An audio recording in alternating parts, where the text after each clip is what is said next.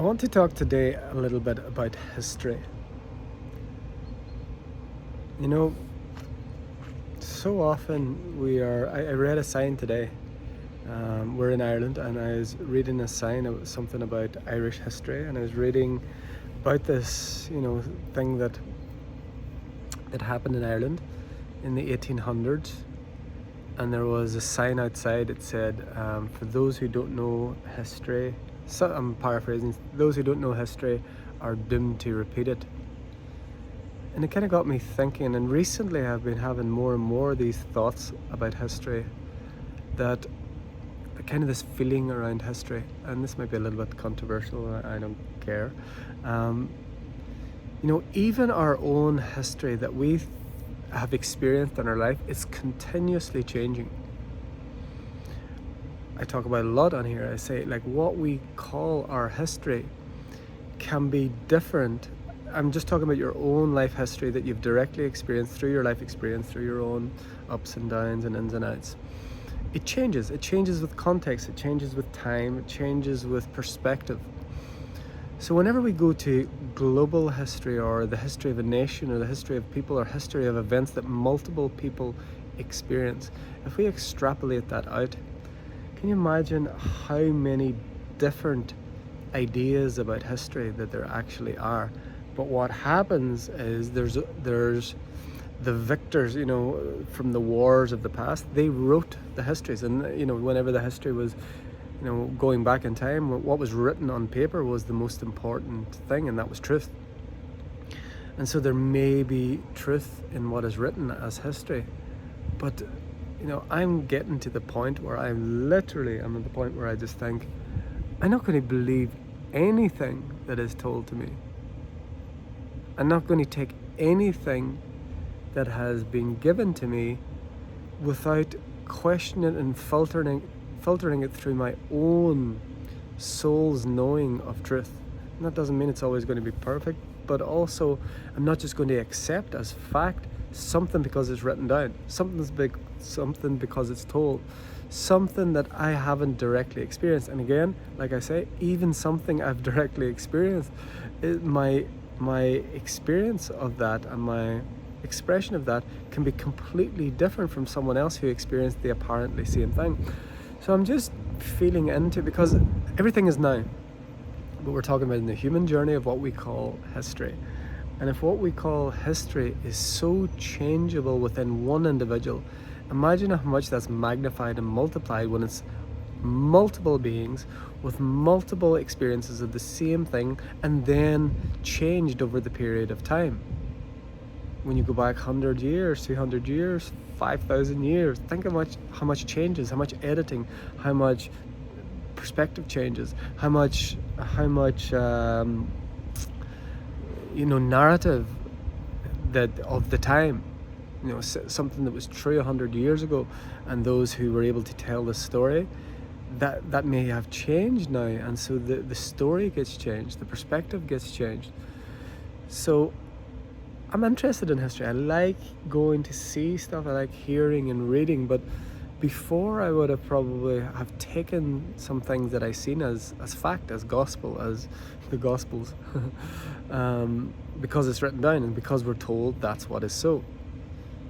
Again, I don't mean that I'm just going to doubt everything just to be like, what's the word?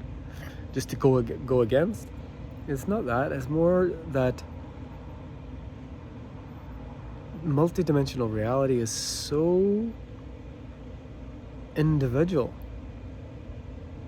To say that one thing is a truth is completely limiting, and it's not the way it is.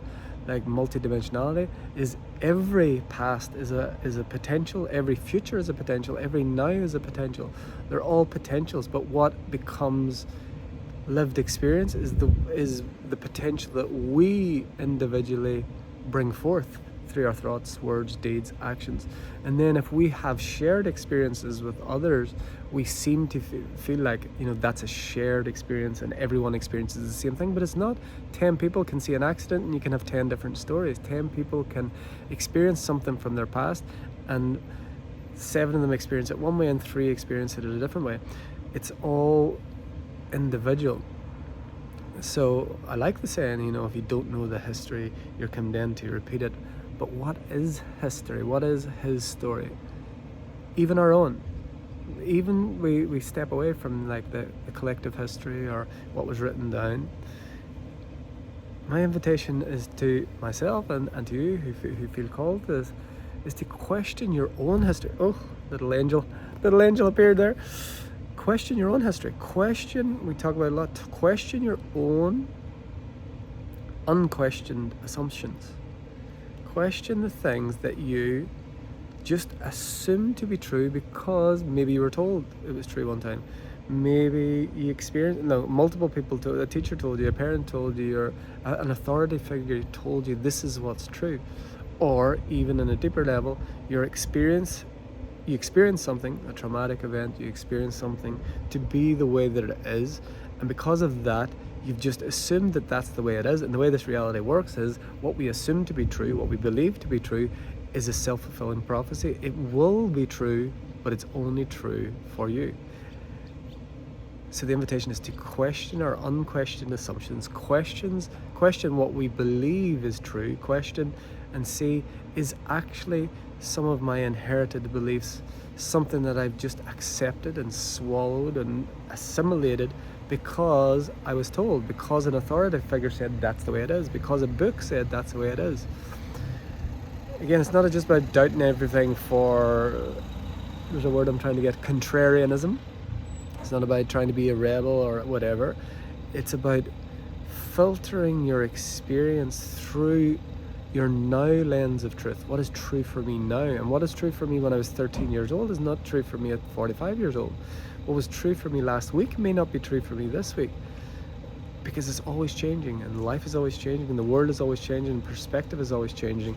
And so what is written as historical fact is one perspective on infinite potential. And again, rather than trying to change, we do change history. Everything is already existing. Every now is a potential, every future is a potential, every past is a potential, but we change the version of our history dependent on our perspective in the only existing nowness, beingness. I change my history now by telling a different story about my history. His story evolves when he changes his story, when he changes the story he tells about what happened, or her story about what happened to her. But I think the most empowering part of this is to look at any unquestioned assumptions, any beliefs that we just hold true because it's just true. It was just, that's the way it was, that's the way it is. And looking at, does it serve us? If it's something that serves us and it's something that empowers our life and it moves us from victimhood to sovereignty, keep it. But if there's a story, if there's a belief, if there's a his story or a her story that actually limits you, that actually puts you in fear, that takes you away from and keeps you stuck in the victim story, the invitation is to question that. So, live from Donegal beside the washing machines, I'm going to say, until next time, from my heart to yours, the divine in me sees, loves, and honors the divine in you. Namaste. We are